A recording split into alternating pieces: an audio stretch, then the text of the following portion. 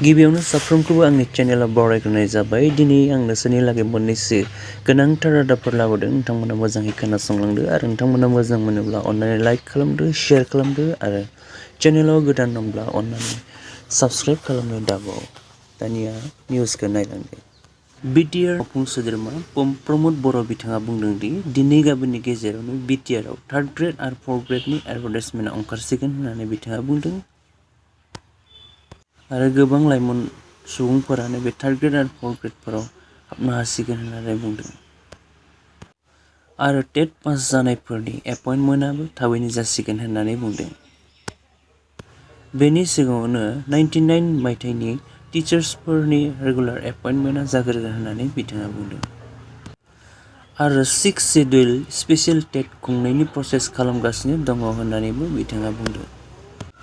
आरो बिथाङा बेखौबो बुंबावदों दि साख्रिया जोबोद लिमिटेड, बेनिखायनो BTRनि लाइमोनफोरखौ मावनाय दांनाय, अमा फिसिनाय, दाउ फिसिनाय, बोरमा फिसिनायफोराव गोसो होनानै जिउआव आवगायलांनो थाखाय बिथाङा खावलायदों। गसाइगावनि मोनसे जथुम्मायाव गासै सा 300 सुबुंफोरा थांनानै UPPL राजखान्थियाव जयेन जाहैदों होननानै रादाब मोन्नाय जादों। ADGP विजय कुमार काश्मीरनि दैदेननायाव बाडगामाव उदखारिनि थांलाय फैलाय खौरां मोनना सिग्रोमनाय जायो।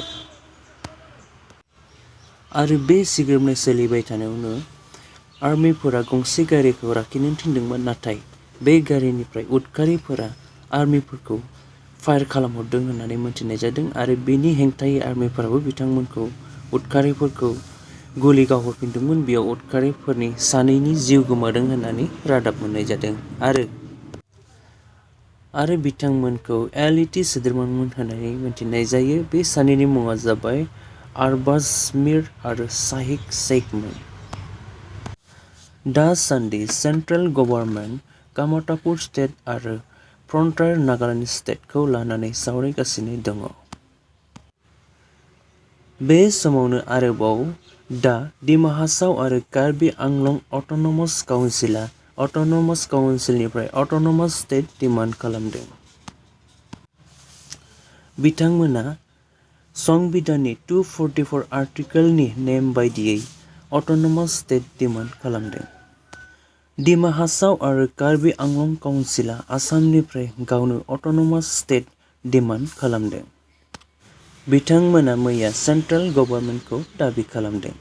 कार्बि आंलं आरो डिमा हासावनि रायजो राजाफ्रा दाबि खालामदों दि कामातापुर रायजो आरो फ्रन्टियार नागालेन्डखौ सेन्ट्रेल गभर्नमेन्टआ होनो हायोब्ला बिथांमोननोबो अट'नमास स्टेटखौ होनो हानो नांगोन होननानै सेन्ट्रेल गभर्नमेन्टखौ डिमान्ड खालामदों।